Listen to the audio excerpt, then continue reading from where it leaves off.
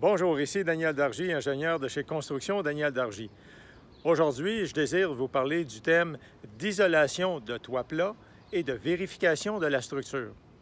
Eh bien, vous êtes peut-être le propriétaire d'une de ces petites maisons, comme on voit ici à l'arrière, une maison à toit plat, communément appelée shoebox, ici à Montréal.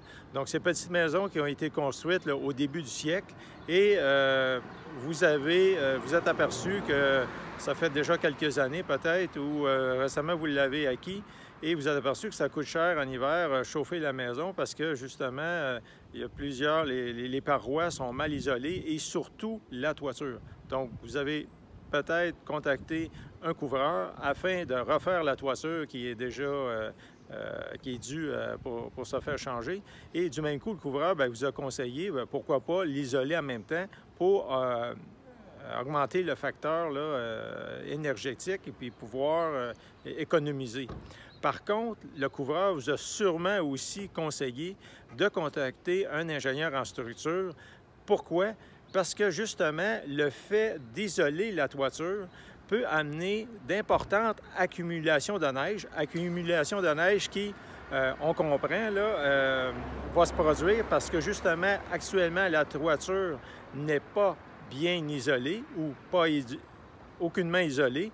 Donc, la chaleur de la maison monte vers le haut, vers la toiture, et fait fondre continuellement la neige et la glace. Donc, l'hiver, vous avez possiblement jamais d'accumulation de neige et de glace sur le toit actuellement, avant de l'isoler.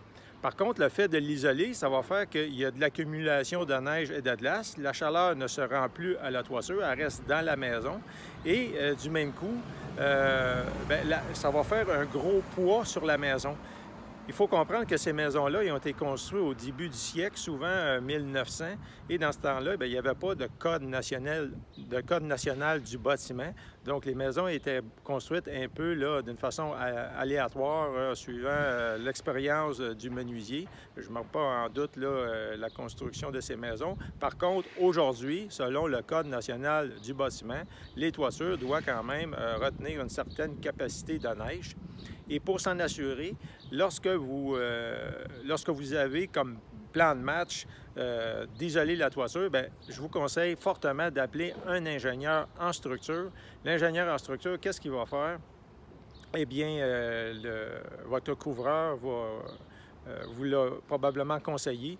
Donc, l'ingénieur en structure va venir et il va vous demander de faire possiblement quelques ouvertures dans le grenier, si ce n'est pas déjà fait, s'il n'y a pas d'accès. Donc, faire des ouvertures pour bien voir la structure actuelle de la toiture, prendre des mesures sur les solives du toit et faire des calculs afin de savoir est-ce que le toit actuel va supporter la neige et la glace une fois que la toiture va être isolée.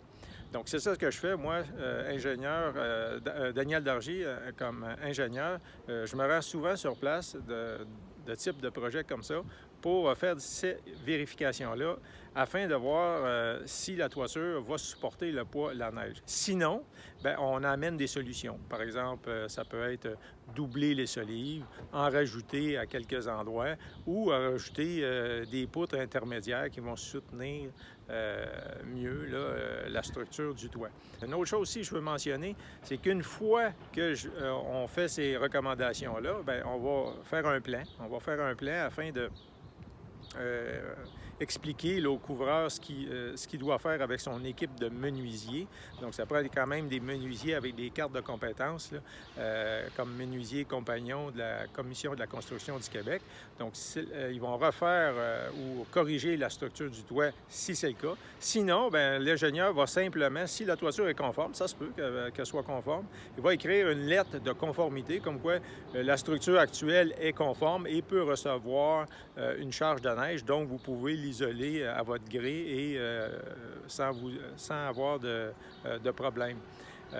Donc, une autre chose aussi à mentionner, si jamais, suite à des recommandations de l'ingénieur, vous avez à faire des modifications de la toiture, eh bien l'ingénieur, moi je suggère fortement que l'ingénieur soit là pendant les travaux afin de vérifier si tout est conforme, parce que le fait d'expliquer verbalement, le fait même de faire des plans avec un sceau d'ingénieur, ça ne garantit pas que le travail est bien fait. Pour vraiment vous garantir que le travail est bien fait, bien, il faut assister, superviser les travaux. Et à la fin, lorsque l'ingénieur a premièrement fait les plans, deuxièmement a supervisé les travaux, eh bien à la fin, il peut vraiment émettre ce qu'on appelle une lettre de conformité. Lettre de conformité qui dit que la toiture est conforme, la structure est conforme, que tout a été bien réalisé, puis là, vous pouvez enfin dormir en paix et bénéficier d'un toit isolé et économiser enfin de l'énergie. Donc sur ce, je vous laisse. Merci de votre écoute.